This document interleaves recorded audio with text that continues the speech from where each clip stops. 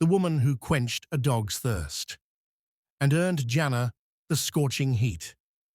The sun burned like a fiery torch in the sky, turning the earth into a cracked, dry wasteland. No clouds dared to cross the heavens, and the air itself seemed to tremble under the heat. In a small village at the edge of the desert, people moved slowly, their faces covered to shield themselves from the dust and the relentless sun. Among them was a woman named Amina. She was not famous, nor was she wealthy. She lived a simple life, unnoticed by most. But Amina had a secret, a heart softer than the morning dew. Where others saw hardship, she saw chances to help. Where others turned away, she stepped forward. On this day, the heat was worse than ever. The village well, the only source of water for miles, had queues of people waiting their turn. Amina stood patiently, her clay jug resting against her hip. She had walked far to fetch water for her family, and every drop was precious. Finally, her turn came. She lowered the bucket into the well, hearing the faint splash as it hit the water below. With tired arms, she pulled it back up, the rope rough against her palms. The water was cool, clear, a gift in this unforgiving land. She filled her jug carefully, making sure not to spill any. As she turned to leave, something caught her eye: the dying dog.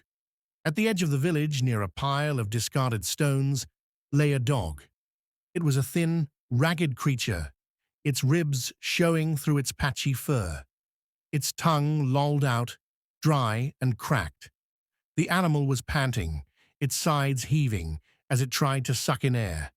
But the worst part was its eyes, dark, desperate, filled with suffering.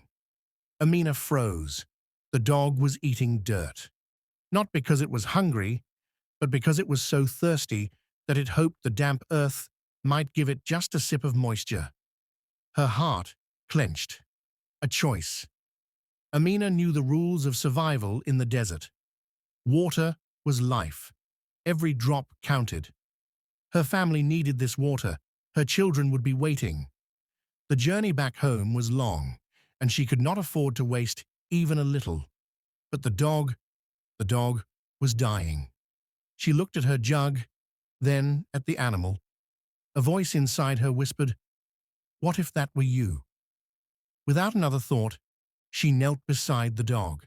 She had no bowl, no container to give the dog water. Then she remembered her shoe. It was leather, sturdy enough to hold liquid for a short time.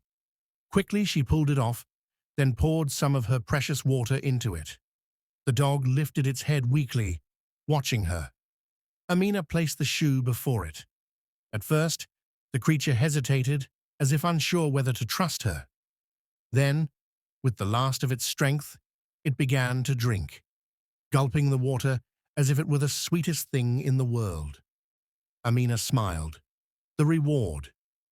She never expected anything in return. But Allah sees everything. Years later, when Amina passed away and stood before her Creator, she was afraid. She knew she was not perfect. She had made mistakes, like all humans do. But then, an angel spoke. "Do you remember the dog?" Amina blinked. "The dog. The one you gave water to," the angel said. "You showed mercy when no one else would. And because of that mercy, Allah has forgiven you." Amina's eyes filled with tears. She had only done what felt right, but Allah had remembered.